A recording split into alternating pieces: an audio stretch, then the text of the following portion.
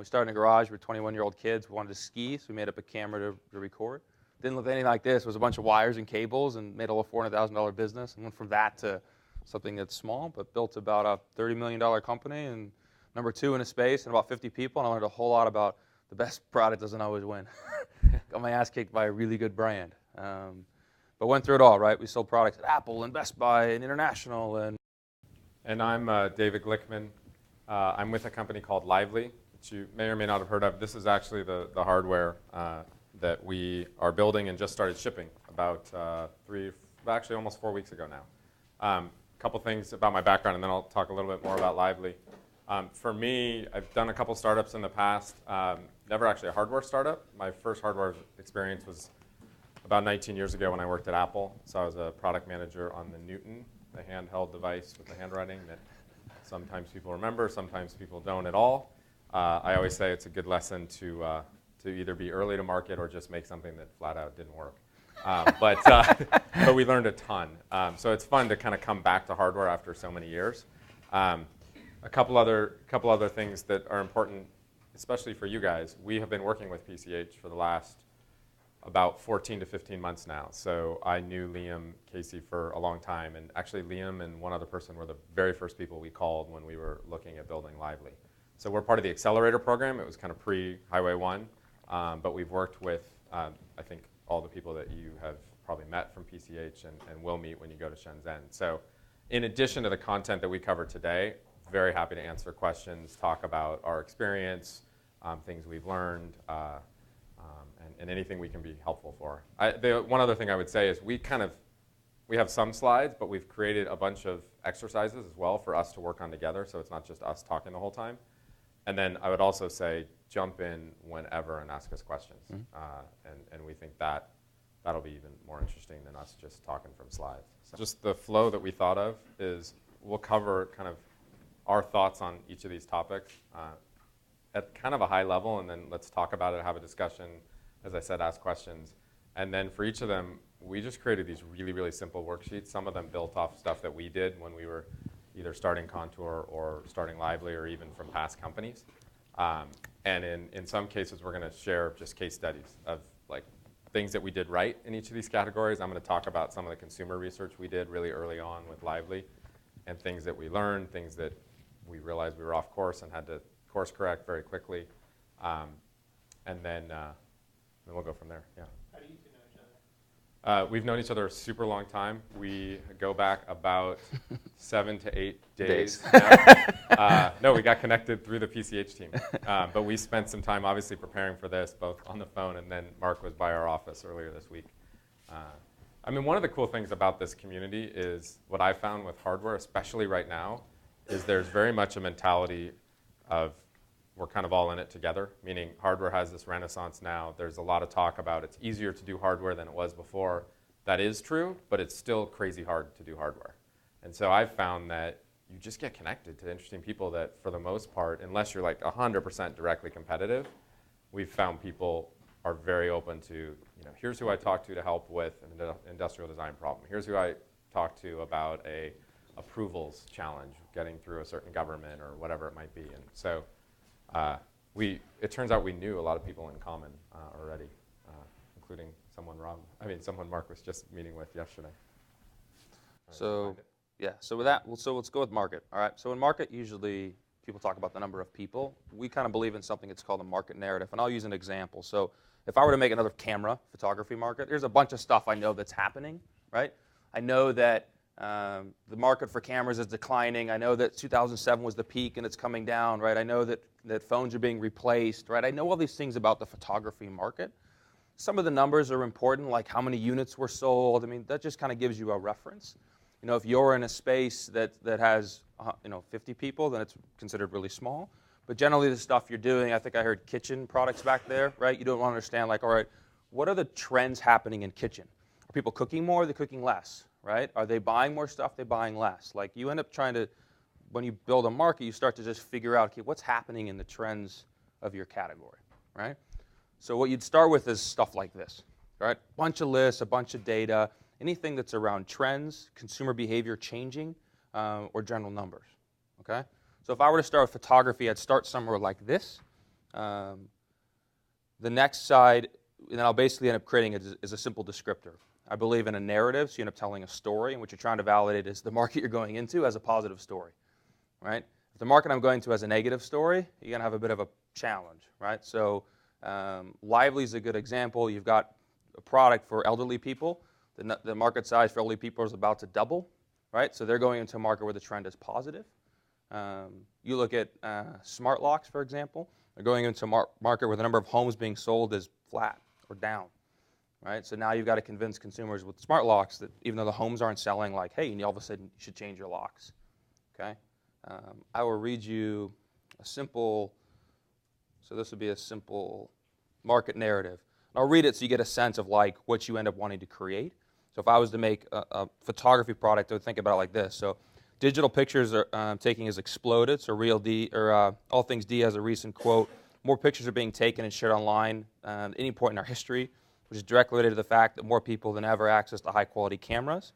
And then I can talk about, but despite this growth and pictures being shared, traditional cameras are going away, right? So if I was to make a traditional camera, I'd be in a little bit of trouble because the market I'm going into is shrinking, right? And in that, I can talk about some of the trends. I can say, right, the narrow view of photography, the selling of digital cameras being replaced by phones, and then I can talk about how DSLRs are a growing little trend, right? So if I was to make a DSLR camera, okay, at least it's a little bit positive, right? But that's a trend that's happening within the camera space. Then I can say how the market, in this case, the market has shrunk, right? So instead of 100 million cameras sold a year, it's less than that now. And so in here, I talk about long-standing focus on maximizing image quality. So I can talk about the trend. The trend has always been on the camera spec, right? And what you're finding is that the camera spec's going away. So today, they're good enough pictures, right? People use their phone, and they use Instagram, which is lower quality than a DSLR. And so I'm talking about some of the consumer behaviors that says people still want photography. The only thing that's changed is the tools, right? And so in that market, I would be saying, okay, there's two platforms that are happening in photography. One are phones, right? So in photography, the only thing that's growing are phones. And I can talk about the numbers, the apps that are coming up, and how this trend is happening, right? And the second thing I can talk about are lenses. Camera lenses are the only thing growing. So if I was making a product, I'd want to pay attention to, okay, I need to be in one of these two trends, right? If I'm in the trend where I'm making a DSLR camera and those are going away, that's a tough sell, right? It's a tough investor sell, and you have to convince consumers when there's less of them. Okay? And in the end, I'm able to say, okay, in the end, photography is actually growing. More people are taking pictures than ever. Okay, good. Right? The tools have changed. So I better be paying attention to which tools I'm going to build. Does that make sense? So instead of trying to basically do a math calculation on how many consumers there are, that's great. What you're trying to figure out is what trends are happening. And so I'm writing a market narrative. That can be a paragraph or it can be a page like this. Helps you really understand, like, okay, what's changing around what I'm doing that makes sense to the market I'm going in. I'm not going to do the whole part of it, but I'll just kind of talk about how we kicked it off. And I'll say two things. One, this is still a work in progress. We tweak it all the time and we refine it. But you know, after 6 to 8 months going out there talking about it, we've learned a lot on what worked and what didn't work. First of all, is we simplified at the very beginning. So when we want to give people context. And before we even get into statistics or product and so forth, we just start out with, at the end of the day, what we're totally focused on is helping older adults live independently longer. And then we really do set it at this global stage, unless we're talking to super tech folks, and we flip things around. So from our perspective, what we saw is there's 12 million people in the US that are living alone and want to remain living alone. What's interesting about this is that there's about 63 million people that are basically caring for those 12 million. So it's a family system where you have multiple people who are in the decision-making process and the caring process. Within this, there's about 2 million people in the US that have some sort of device in the what they call personal emergency response area, which is somewhat what we're involved in. What's even more interesting, I don't have this on this deck, but what's even more interesting is in the UK, there's also 2 million people. And so this is a very, very global product when we think about it, and actually the United States is the starting point. And so, pausing from my narrative, we're starting to paint the picture that this is actually a bigger market around the world than it is in the US. And that's from, once we've gotten out there, we've learned that. Just the amount of interest in other countries has been off the charts. We then get into giving a little more context to, okay, if that's the market, what's the problem we're trying to solve? So we talk about, on the one hand, you have an elder who lives on their own, and this is what they're thinking. They don't want to compromise their independence. They want to stay in their own home. 30 years ago, the average age of someone entering a nursing home was 74. Today, it's 90. So you have this trend of people staying independent longer. They want to feel safe, but in an interesting way, they also miss connection with their family. And that even though they want to stay independent, they actually see their family less. They grew up in a time when people either lived in the same home or in the same community, and now we're all dispersed all over the place. On the side of the caregiver, which often is the adult children, it's this angst, this guilt, this concern for their loved one. Is mom taking her medication when she's supposed to? Is she taking it at all? Is she safe at home every night? Meaning she's still active, she gets out. Is she coming back home? And then also, I feel guilt, and literally the word that we heard over and over when we did research was guilt, of I'm not there enough for my mother, my father, my grandfather. My kids aren't seeing them enough, and so how do I help them stay closer? And then this is kind of the last, well, there's maybe two. And then we basically say, we set the context, and this kind of gets into, it's a good segue to the next section that we're going to do about competition. And in essence, we're creating the narrative around what's out there today and why we thought there was an opportunity. So what's out there today is very intrusive monitoring, video cameras, very Orwellian type experiences, super expensive devices, clunky, ugly, things that men or women wouldn't necessarily want to have in their home, and then really, really hard to set up. And usually most of the products out there, you have to call a professional installation professional to help you install it. And then we just set the context for this is what Lively is doing. We're making it much more about a two-way connection. It's much more cost-effective. It's beautiful design, and it's very, very simple to install. And then we go into more detail on that. But that's kind of how that's not all market narrative, but at least the beginning of it is kind of how we set the context and then quickly get into why we think there's an opportunity. So second section is competition. It's important, A, in an investor presentation, and B, so you have a space to win. If you notice, he used a simple chart that looks like this. What you want to get the world down to is an axis like this. And so what you have to think about is, what is the world competing on, and where can I be that nobody else is? Okay? I'll show you an example of this axis. So for example, in the camera world, what we found is that people compete on the spec or the user experience, and they compete on being pro or consumer. The whole camera world lives in the spec and this pro philosophy. And so we always believed there was a massive opportunity to be about great user experience for an everyday consumer. Okay? You can take the camera world and split it up in lots of ways, but generally these paradigms can be like consumer pro, they can be low frequency, high frequency, they can be, I think there's a pain product like chronic pain, joy, low frequency, high frequency. And what you're trying to kind of sort out is, right, I have all these competitors, right? There's lists of these guys. What space are they really playing in, and what space aren't they playing in? Okay? And so when you get to competition, this is way more powerful and helpful than a checkbox. Because if you're competing on features here, you've already lost somebody. Right? You have to compete at a much higher level than this. So let me show you one more example. So you can talk to a Lively example. Yes. Update this. Oh, that's funny. I forgot to update it. Oh, no, I did. I forgot to take that off. You forgot to take that off. This was us going back and forth on slides. Maybe you guys can help me update it if I have it wrong. So what we focused on, and that slide that I showed before, some of those 4 boxes kind of play into this. So what we saw was, first off, intrusive and passive. That was by far the most important part of this. So what we mean in this space is most of these other products, actually all of those other products, have either video cameras or motion sensors that are watching as people move in a home. So, like an alarm system.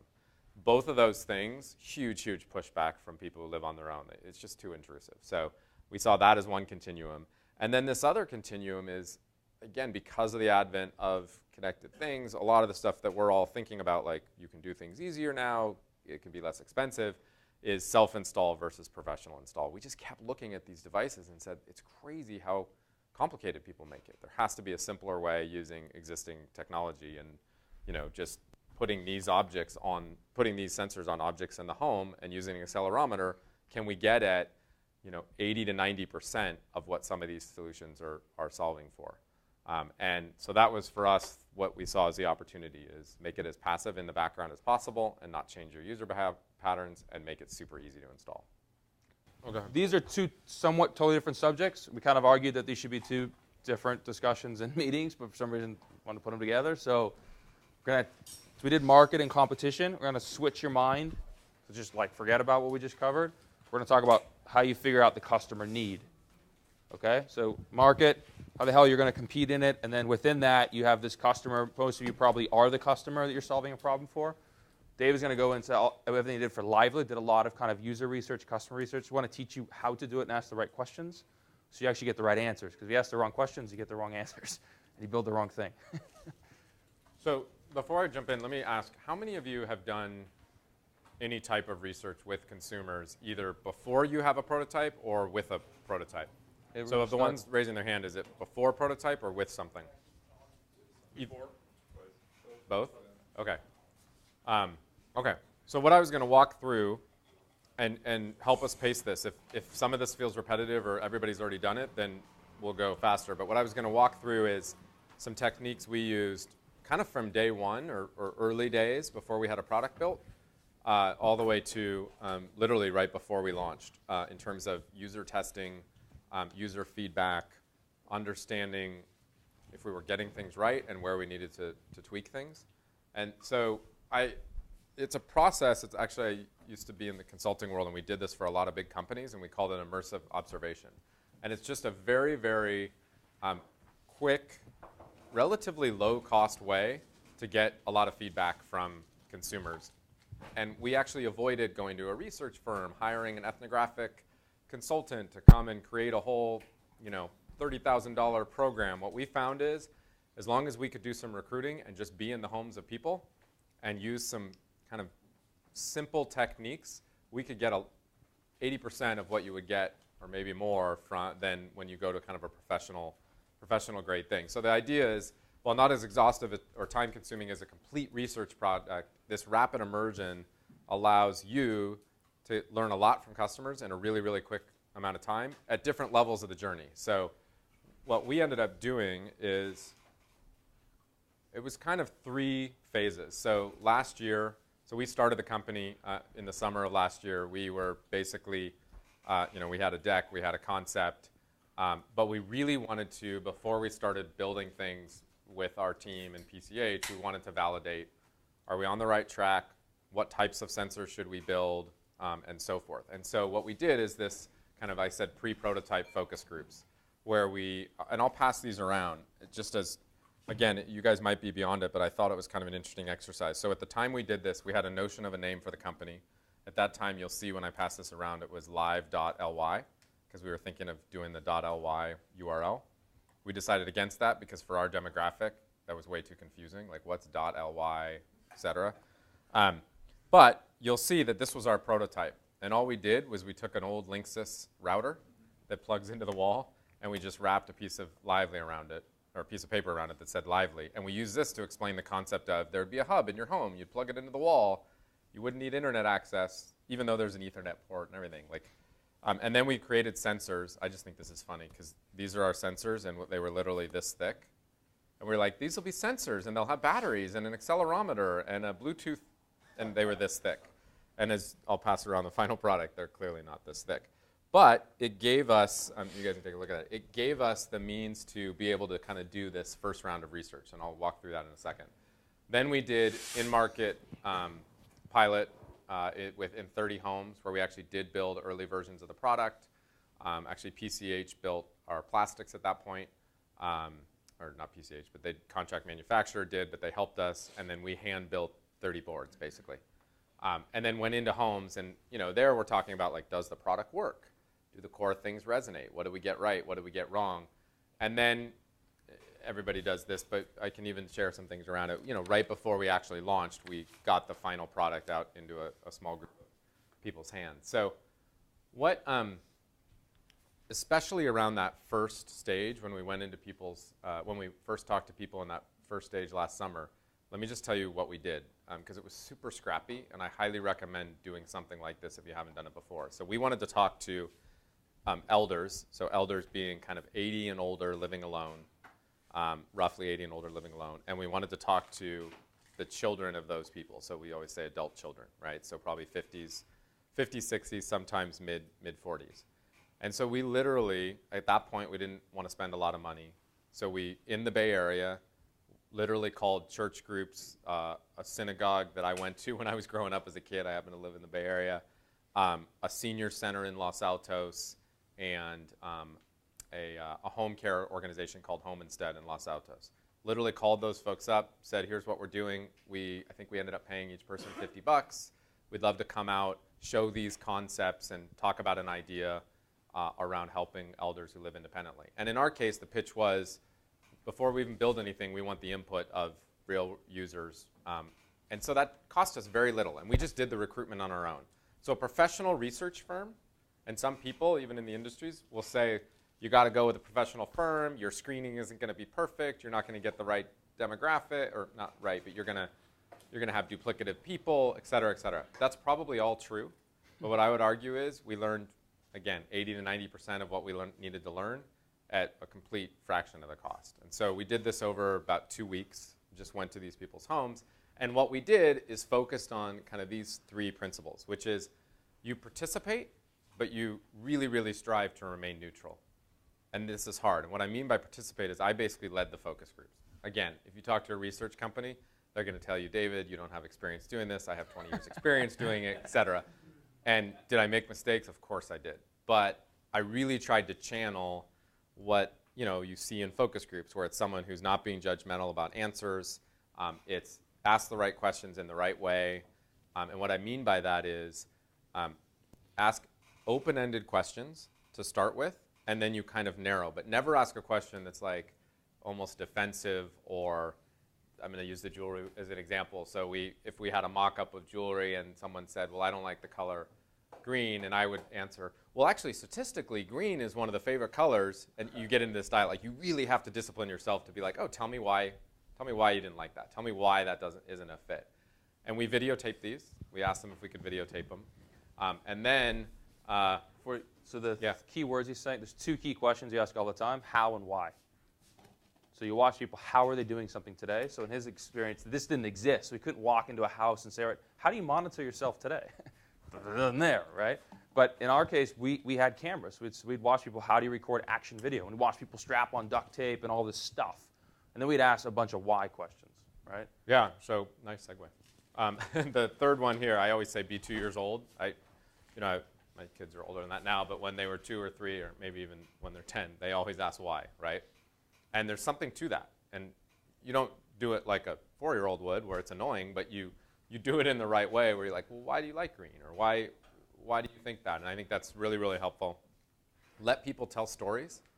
So again, this might be counter to traditional research, I don't even know, but I found in my years of doing this that if you just let people tell a story and let them go, you learn a ton. And you end up asking about the color of something, and they talk about something else that's more valuable than the original question.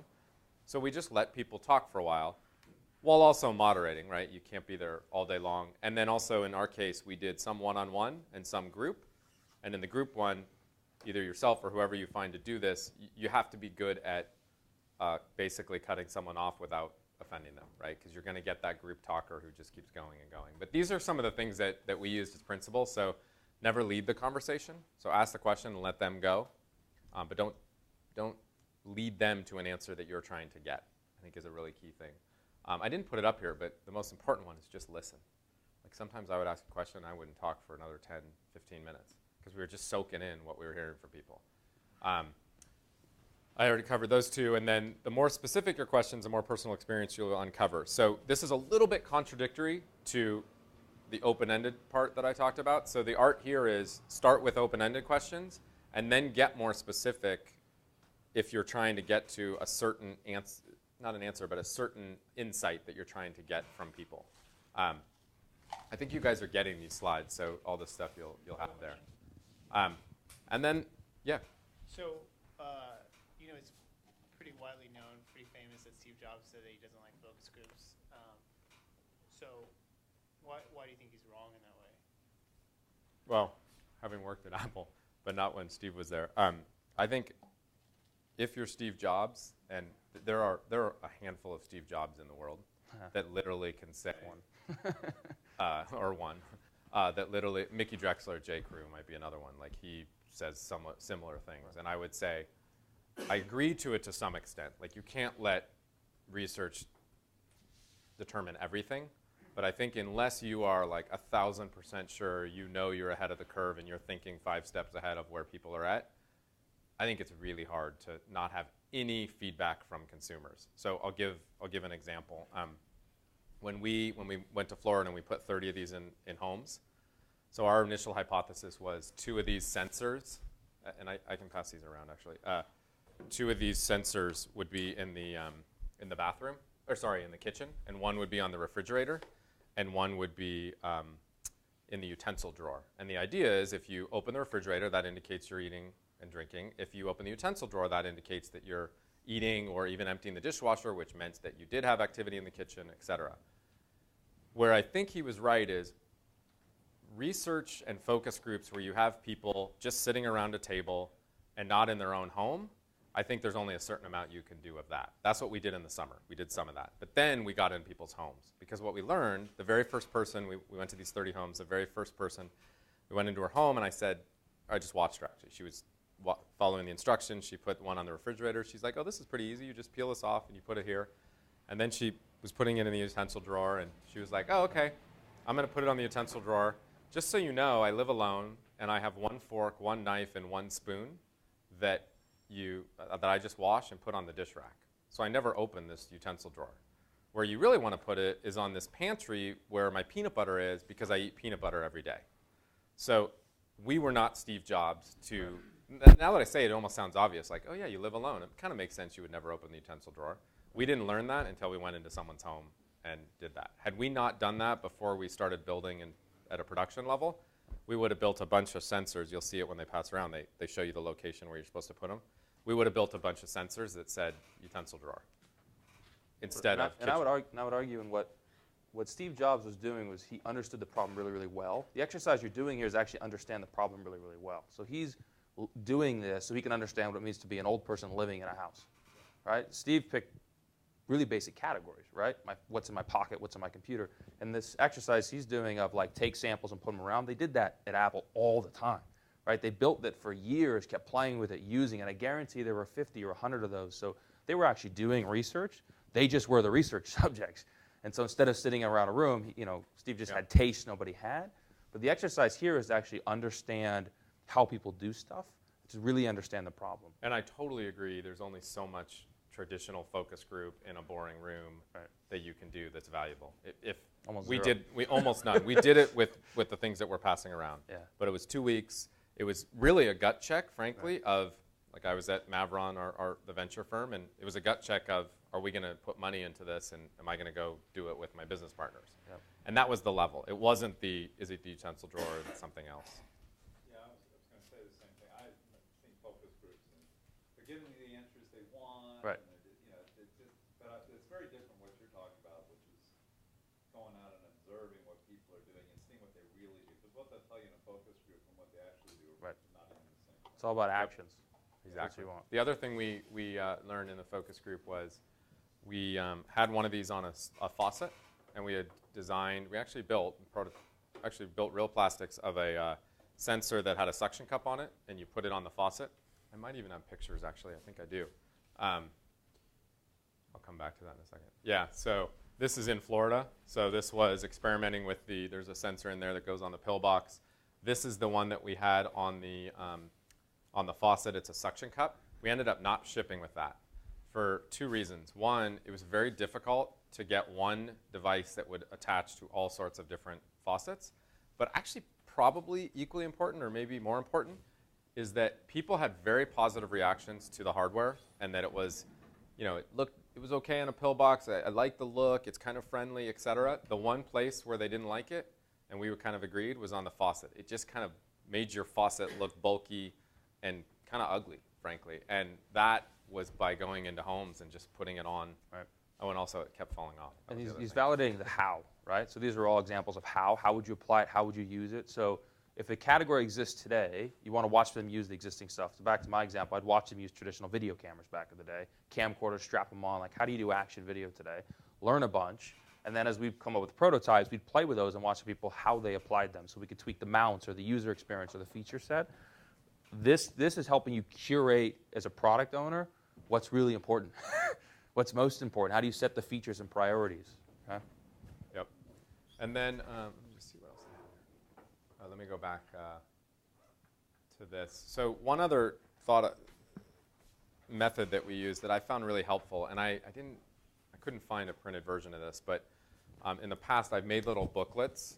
They're really simple. It's almost like this Highway 1 one that they made for you, but obviously not that many pages, which is this sounds a little bit almost business schooly, but it worked well for us, which is 3 levels of observation when you're in someone's home observing. So we did make these books for the team in Florida, and it was these 3 levels. One was just jot down ideas. Don't try to solve everything while you're observing. Just jot down what you notice. So like in my example, we jotted down, peanut butter cabinet doesn't use the utensil drawer, right? And then later, we literally took some time to describe what we heard and obviously go back to the video and really listen, because oftentimes there were a couple of us in the room there. We would walk away with slightly different observations because you try to rationalize, basically. You're always constantly like, oh, what I heard was this.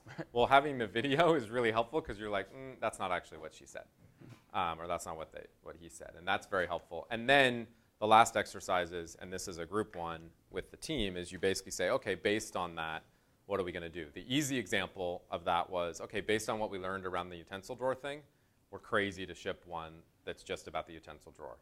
The more controversial, that's a strong word, but the one we had to debate more was the faucet, right? Because using the faucet was a pretty interesting indicator of water usage and drinking water, but we ultimately said, at least for version 1, let's make it super simple. Let's not try to solve everything. And also, we think it degrades from kind of the beauty of the product, which is one of our big selling propositions. That all came in kind of this like reflecting toward the themes piece of it. Oh yeah, here it is.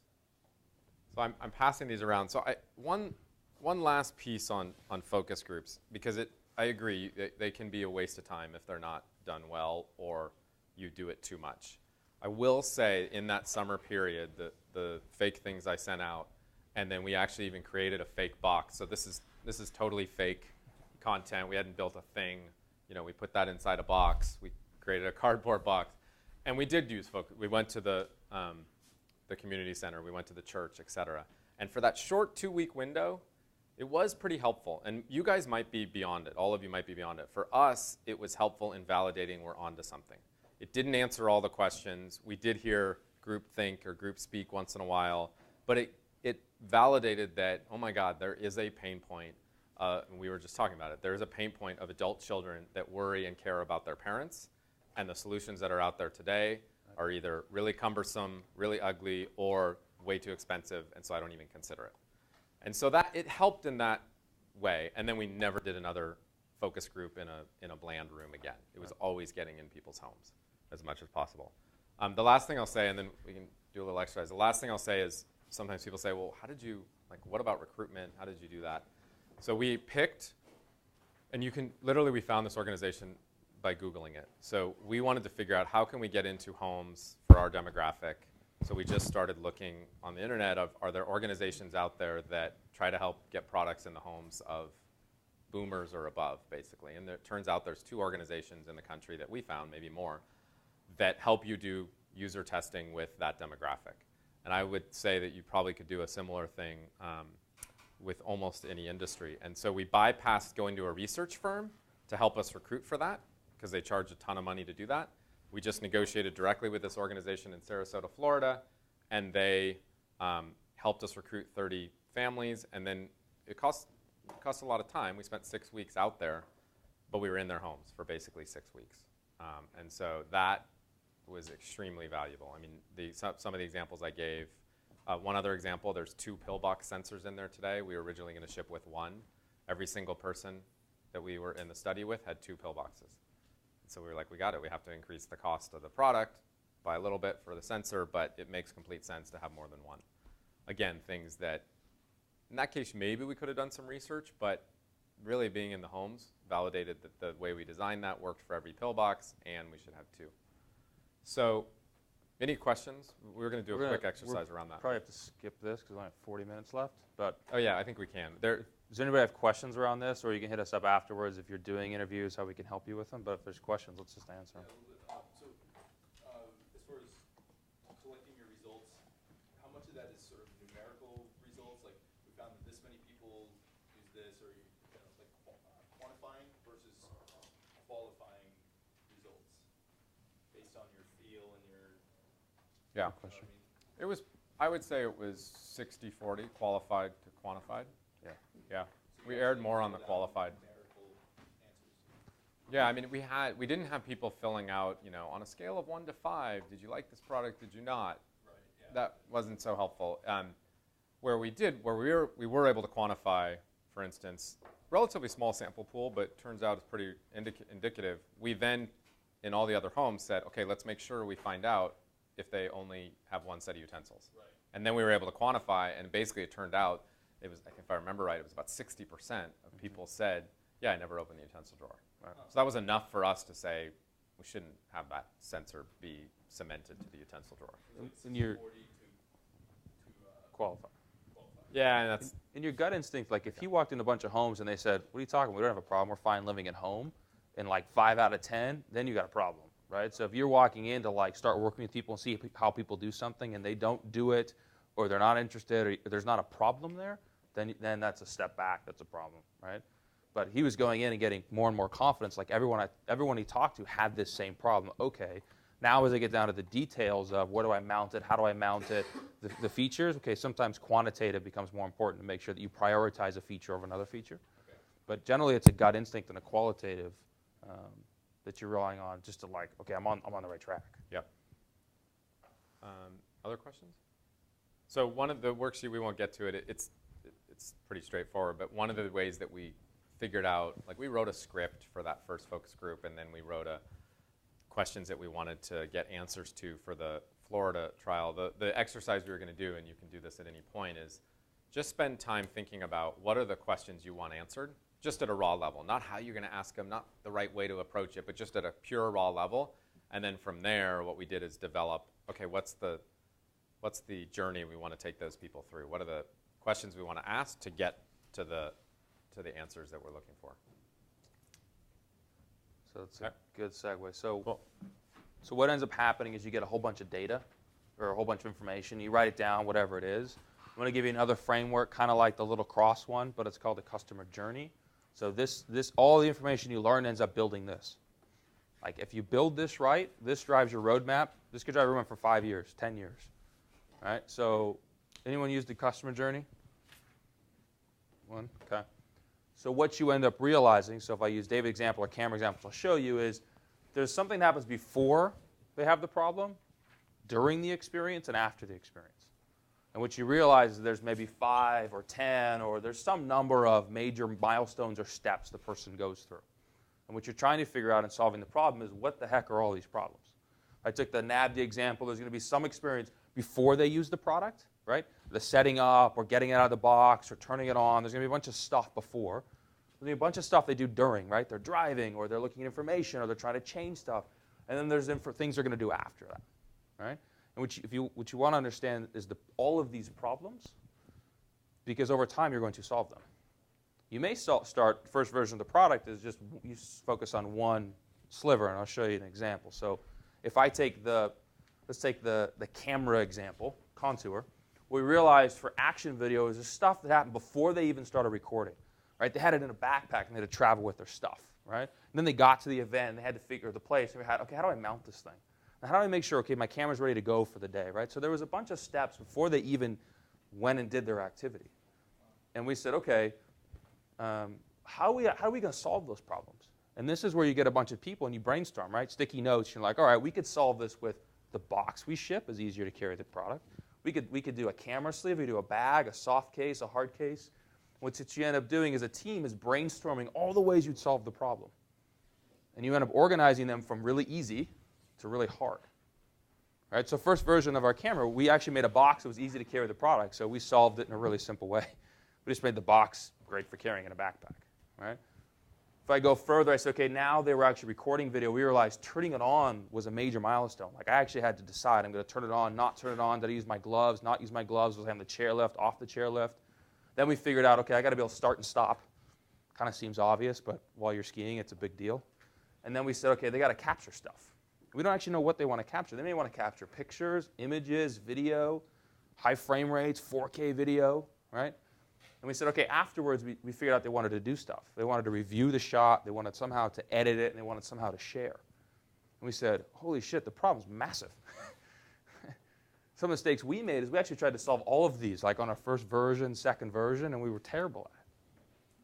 What we should have done is said, like, we're going to nail part of this in version 1, for example. Like, my MVP is going to be like one of these, and we're just going to hit it out of the park. And then version 2, maybe I add a feature. Version 3, maybe I add another. What you end up being able to do is draw from left to right.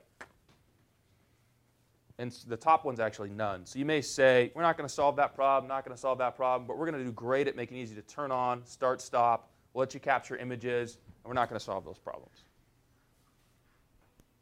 Okay? And so what you do is you take all that research, everything you've learned, and you end up building one of these. If you do this, like I said, it can live on your wall for years. And the key is, as a product owner, is figuring out which of these problems you end up solving. All right? So for video, solving super high frame rates 4K video was actually really hard. It took us like 3 years to get here because the technology wasn't there, et cetera. Right? It took us 2 years to do review. In the beginning, it was a computer. It was a USB cable. That kind of sucked, right? You have to go home, plug in. I mean, this took 2 years to get to, right? Wireless to the phone. Right? So this is an example of like 2 years later, we solved this problem. But we knew it was a problem the whole time.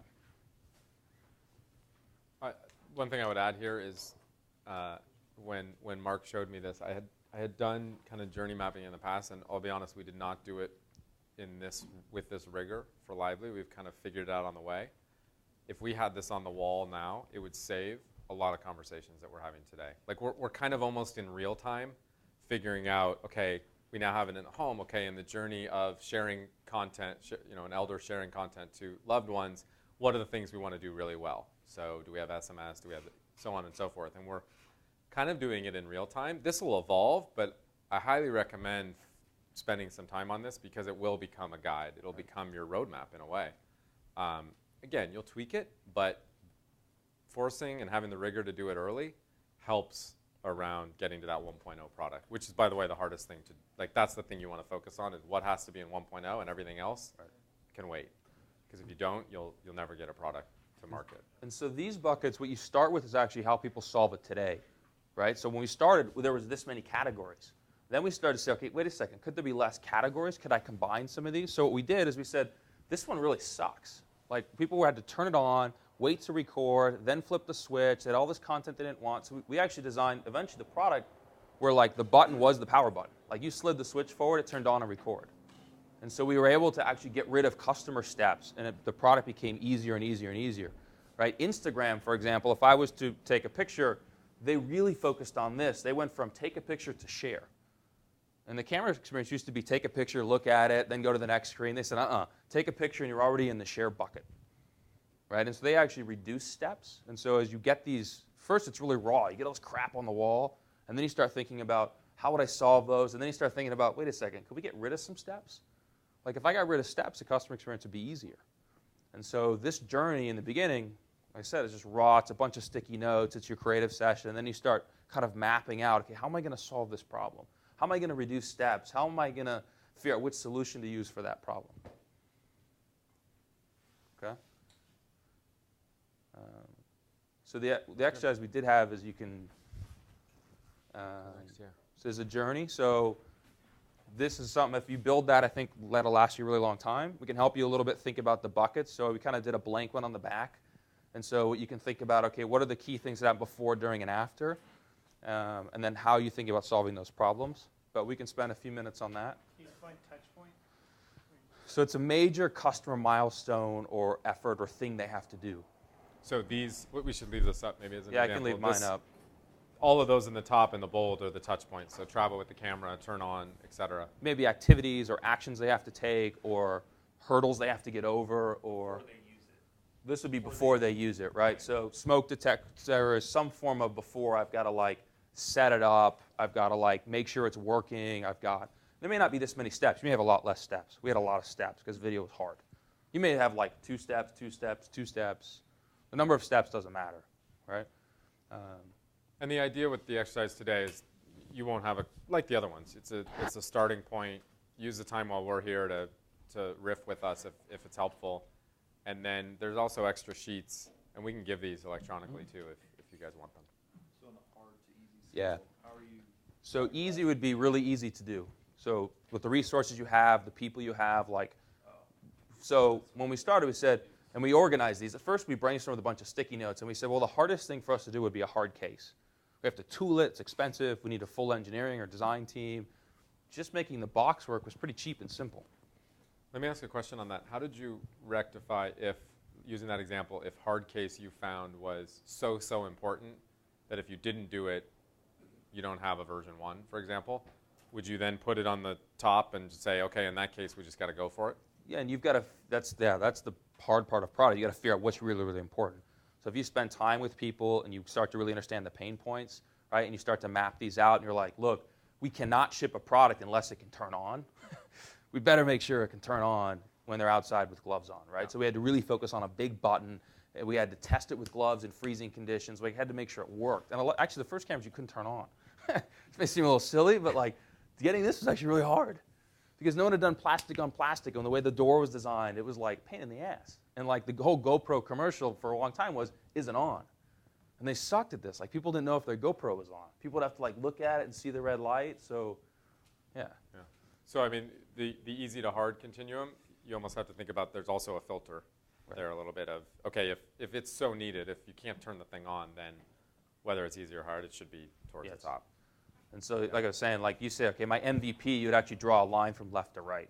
Because you can't ignore you may say, I'm not going to solve that problem, but at least you're admitting you're not solving that problem and you're moving on. Yeah, But so that could be, just in real time, You end that up could be drawing a another line. way to do this, is your line is not necessarily going to be straight across. It might Yeah. be like this, and then it goes to this one because right. it's hard, but we got to do it. That's right. And some of the user testing research, so for example, aligning the shot, we built a bunch of samples and mock-ups. We had people try having their friend align it. We had people try mirrors, where they have to stand in front of a mirror to align their camera. We came up with a setup guide, lasers, using the phone. We ended up down here. This was really, really hard. No camera maker had made lasers. So you go to the supplier and you're like, can't put lasers on my camera. The camera maker's like, excuse me? And oh yeah, and once you make it in your manufacturing, you realize, oh, if they're off 4 degrees, we have to not pass the product. And the supplier's like, excuse me? So like, that was really, really hard. But we felt it was really important. So we can help you. The exercise, spend a few minutes, is just think about what you think those buckets are. You don't have to brainstorm solutions today. It's Yeah. more like getting the buckets. A lot of our companies here, their products are kind of app enablers. So there's an app and there's a piece of hardware, and they kind of have to be developed in tandem, or at least, would you recommend just kind of throwing all of the steps into the one, or is there any value in separating So them out? it's a good question. So Lively has an app and a web experience as well. So if I was just on the fly, there's probably a during component for Lively, which is looking at and sharing my information. So if it's from the vantage point of the person who lives alone. So one of the things in here would be mobile access to we call it the dashboard of for my father, right? The dashboard of my father. So I think that one of these things would be mobile access, and then we would decide, in our case, we were trying, and this wasn't easy for us. So because of our demographic, it wasn't automatic that like, oh God, you have to have a smartphone, because every single one of our users is using a smartphone. So for instance, today we don't have an Android app yet, and we shipped with iOS, because when we kind of went through this exercise, we said mobile, and in our case, we said, okay, we're going to start with one and go to the next. If we had a different demographic, we might have said mobile and like it has to work on every smartphone, or else it's a showstopper. So it ended up becoming integrated into that journey. The exercise of how you pick, it's a whole different exercise. To answer your question, I think a company that just did it well, SoundCloud, which is a little YC Combinator. Their hardware software, they actually shipped the software first and got the software and got a bunch of users and made the software features really work, and now they're going to ship hardware. So I don't think you actually have to ship one or the other first or together. I think that's a different exercise. I think for now, just get the journey and like all the problems you think. And then there's a different exercise to figure out the selection. So we covered a lot today. There's it's basically, you guys can do whatever you want for us today, but the idea was to try to walk you through like a market, give you a simple tool for competition. This is another tool to use, the journey. It's going to work really well when you add people so that your teams understand the problems you're solving, right? Today there's 2 of you or 3 of you, okay? I'll leave you this last one, and I'll send around just a couple blog posts that I'll send you guys, and we'll send this deck around so you've got it. And our contact info, so if you got questions, we're happy to help. There's a little one that, after you get the journey, it's called Maslow's hierarchy of needs, okay? And so once you get to that little framework, there's a really simple thing. I'll send it around, won't cover much. It's a post I wrote about it, explains it. But you end up realizing that there's some really basic human needs you're solving. And when you understand those and solve them really well, your product is effing amazing, okay? And so what you end up getting to is this. Super simple. At the end of the day, there's really basic human needs, and it's going to help you filter what's in my product, what isn't in my product. Every time we made a product that missed the human basic needs, we got pumped. Right? I'll show you. The contour example was this had to be really great at capturing video, rugged, and easy to use. Every time we made a product that had maybe wasn't a good lens or the video wasn't as good, shitty reviews. Didn't matter what cool features we put here and social and mobile and all this stuff. If we missed this, got crushed. And so the triangle that's helping you do is figure out what's this have to do really, really, really well. And if you don't do this really, really well, don't ship it. Right? The second level is what's the psychological feeling I get when I use it. So what we figured out is people want to be remembered. This is the premise why people record. So it's like, all right, we actually help you remember. And the features we added and the language was like, okay, this feels pretty good. And at the end of the day, what we found is if people posted a video and their friends commented on it, I was driving the whole wheel. And so when we finally reached this, that's when the wheel started to really turn. In the beginning with an MVP, it was like, just do this really well. And we got in a lot of trouble because we tried to do all these things. Like when we shipped our first cam, we shipped it with a desktop app, a social network. So we basically tried to compete with YouTube, Adobe, and Canon at the same time. It was just dumb, right? And so part of this is you guys think about, okay, how do I filter this whole big journey down to something that's really, really simple? This tool will help you do that, okay? I'll send you a post on it. You can read about it, can answer more questions, but there's simple things. You mentioned GoPro in the beginning. Yep. You said you went against like what ended up being a great brand. Yes. So what did you learn from that about competing against companies that have great brands versus great products? So at the end of the day, you're going to have to be really, really good at one thing. You're going to have to be best in the world at something. We never decided we're going to be the best in the world at. We didn't decide we're going to make the best product in the world, period, or we're going to be the best action video brand, or we're going to have the best distribution. Right? Jawbone today has amazing distribution. That is probably the strength of that company. Right? If you look at Apple, it's an unbelievable design. Right? And so what you're going to have to do is decide that. We didn't decide that early on. I actually think product can win. But at the end of the day, the little matrix I gave you, there was a little matrix that was for action video. They own the category for action video. In consumers' mind, they were action video. And we lost in a definition of we couldn't get a venture return. Right? If you're number 2 in a category, you can't get a venture return. It doesn't work. You don't get a 10x or a 15x. The math just doesn't work. If we were number 2 that didn't raise a bunch of money and we stayed small and scrappy and super profitable, that would have been highly successful. But we had raised money to win a category, but we didn't raise enough money, so we lost because we lost the category. But it was because the branding wasn't there? Like what did they do that was successful? So when you win a category, it's about law of diminishing returns. Like you have to, in consumers' mind, be the brand of choice. And what they did so well is that everybody knew who their brand was. And that's a result of they poured tons of marketing dollars into the company? Yeah, they figured out, once you get to like, how do I get consumers? It's not about selling units, it's about getting customers. And they figured out how to get customers, and their flywheel worked like crazy. Make amazing videos, which translated into people buying, which got more people to buy. It's created this whole, their triangle was really around, their triangle wasn't even this, their triangle was something different, which is just like this esteem and wanting to stand out. And so they created this look and feel and stuff you couldn't even do with their product, and it worked. But their whole machine was around content, and they produced video content that drove to sales, that drove more sales. And so their business was 50% direct, which made it highly profitable. And so they could just, like a machine, pour more money into marketing. We were 10% direct, and we just didn't have enough cash flow to drive the awareness without raising $150 million. And back when we started, action video, people were like, what the hell is action video? Couldn't raise money for it. Hardware wasn't in fashion. Like you go to a venture firm and 2 out of the partners ski or do something and 3 don't. It was a tough sell. Once this was a $20 million company or GoPro was a $60 million company, people went, oh shit, that's actually big. Yeah, thanks. Anyway, it's a question for a different day, but happy to answer those questions too. So I think that's it. We want to be respectful of time. The last thing I would say is a couple of people have asked. We're both here to answer any questions, both now for a little bit, and then I think our contact info was up there. My cards are here. You can grab one on the way out if you want. And you know, we're with you guys. We have been working with PCH for a while, so if questions come up or you need guidance or anything, please feel free to reach out. Awesome. Thank All you, right. guys. Yeah, thanks.